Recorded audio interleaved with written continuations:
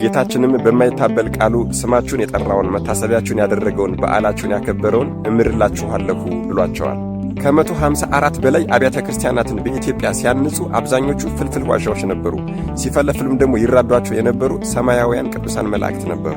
እነዚህ ቅዱሳን አምላክ በፈቀደው ሸዋ ላይም ንግሥናቸውን አጽንተዋል። እስከ የመን ድረስም እግዚአብሔር በፈቀደ ግዛታቸውን አስፋፍተው ክርስትናን አጽንተዋል።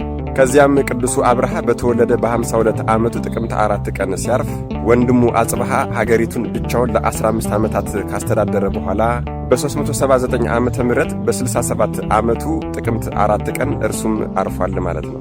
ጌታችንም በማይታበል ቃሉ ስማችሁን የጠራውን መታሰቢያችሁን ያደረገውን በዓላችሁን ያከበረውን እምርላችኋለሁ ብሏቸዋል። እኒህ በቀደመ ስማቸው ኢዛናና ሳይዛና በኋላኛው ስማቸው ደግሞ አብርሃ ወአጽብሃ እየተባሉ የሚጠሩት ይሄ ኃጢአተኛ ትውልድ በቅጡ ያላመሰገናቸውና ያላከበራቸው ሊመሰገኑ ሊወደሱና ሊከበሩ ሲገባቸው ጭራሽ ስማቸው እየተረሳ የሚገኙት ነገሥታት ቅዱሳን አባቶቻችን አብርሃ ወአጽብሃ ነገ ጥቅምት 4 የዕረፍት በዓላቸው ነው።